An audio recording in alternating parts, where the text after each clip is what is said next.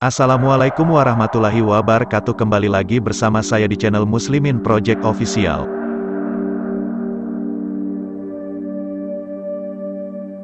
Asal-usul Gunung Senuju. Gunung Senuju terletak di dekat muara daerah Sejangkung, berkisar belasan kilometer dari kota Sambas. Gunung ini terbentuk konflik antara dua daerah yang merebutkan satu wilayah. Pemimpin dari daerah Sebatuk bernama Datok Siba dan pemimpin dari daerah Senuju bernama Sikinu, keduanya seorang petapa. Awalnya dua daerah itu menjalin hubungan baik. Mereka tidak pernah permasalahan yang sampai memecah hubungan mereka. Hubungan mereka seperti kumbang dan bunga yang saling menguntungkan satu sama lain. Apabila ada permasalahan mereka saling membantu. Penyelesaian masalah tersebut dilakukan dengan bermufakat.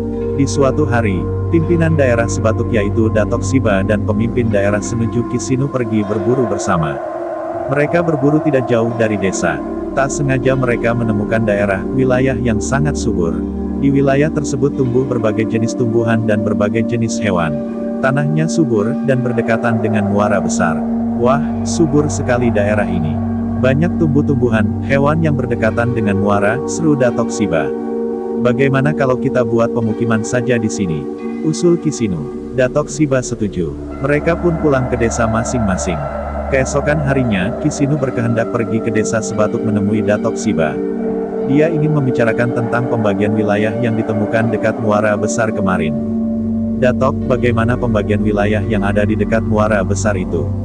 Tanya Kisinu. Oh, itu soal mudah, karena aku yang menemukannya terlebih dahulu, jadi wilayah milikku lebih besar dari wilayah milikmu. Lagi pula wargaku lebih ramai daripada wargamu. Jawab Datok Siba. Kisinu menjawab dengan memukul meja. Datuk Siba, mana boleh seperti itu, kita harus bagi rata wilayah itu. Tidak ada kurang, tidak boleh ada lebih. Perdebatan berlangsung lama, Kisinu langsung pulang meninggalkan desa Sebatuk. Di tengah perjalanan dia berpikir untuk mendapatkan wilayah yang sama rata.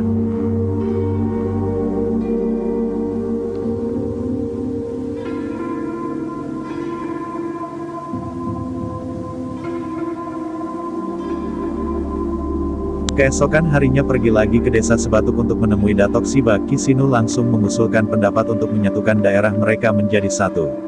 Tetap Datuk Siba menolak pendapat tersebut. Datok Sibu langsung menyuruh Kisinu pulang. Kisinu pulang dengan perasaan marah.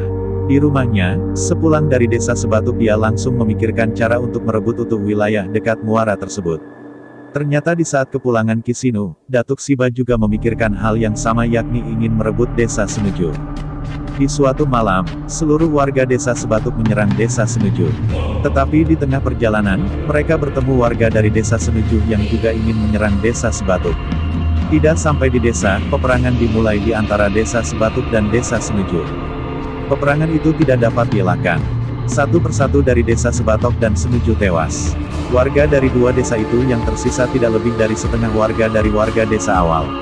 Pembincangan dari kedua daerah terjadi saat peperangan. Kisinu berkata, Datuk, daripada berperang yang memakan banyak korban dalam waktu yang lama, lebih baik kita selesaikan dengan cara lain.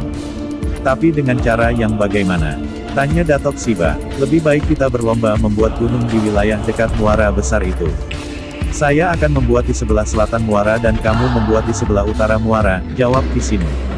Baiklah kalau begitu cara yang terbaik, ujar Datok Siba. Lomba tersebut selama 1 bulan.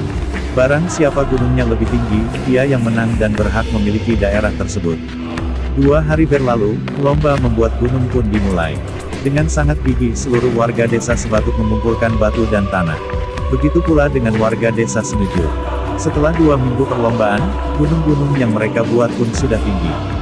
Gunung keduanya kurang lebih sama tinggi. Minggu ketiga tiba, ketinggian mereka masih sama. Kisinu berpikir dalam hati saat bekerja, kalau seperti ini kedudukan dan ketinggian gunung milikku dengan gunung miliknya akan sama. Oleh karena itu, saya harus bertindak dan membuat sesuatu.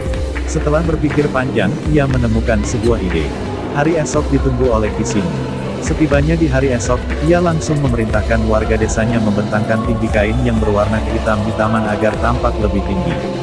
Selesailah tugas warga desa Senuju dan waktu tinggal 2 hari saja. Warga dari desa Sebatuk masih bekerja keras. Salah seorang dari desa Sebatuk melihat gunung dari warga desa Senuju sudah tinggi. Dia bernama Singgi. Dia langsung melaporkannya kepada pimpinannya yaitu Datok Siba. Oh, sudah tidak ada harapan lagi, ujar Datok Siba. Mereka pun menyerah dan tidak menyelesaikan gunungnya. Karena kalah, Datuk Shiba merasa malu karena gunungnya setengah jadi. Dia pun langsung menggelamkan gunung miliknya tersebut di muara besar dekat tempat ia membuat gunung. Datuk Shiba sangat kecewa, hingga suatu ketika ia mengetahui kebohongan dari Gunung Kisinu. Ternyata yang tinggi hanyalah kain hijau kehitam-hitaman yang menyerupai pohon-pohon rimbun. Datuk Shiba sangat marah. Dia lalu bersumpah kepada desa Senuju untuk hilang selama-lamanya setelah ia meninggal dunia. 2 tahun berlalu, desa Senuju bertempat di dekat muara yang dibuat gunung oleh warga desa Senuju tersebut.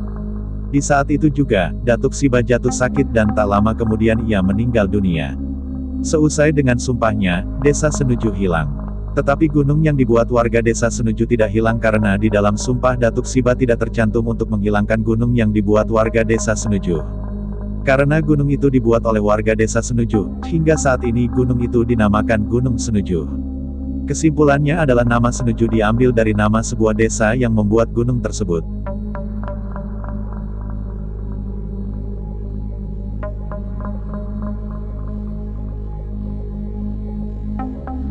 Nah, demikianlah kisah mengenai asal-usul Gunung Senuju dan mitos yang mengelilinginya. Semoga dari kisah ini kita mengambil pelajaran untuk kehidupan kita yang lebih baik. Mungkin sekian ulasan yang dapat saya sampaikan kali ini dan saya akhiri. Assalamualaikum warahmatullahi wabarakatuh.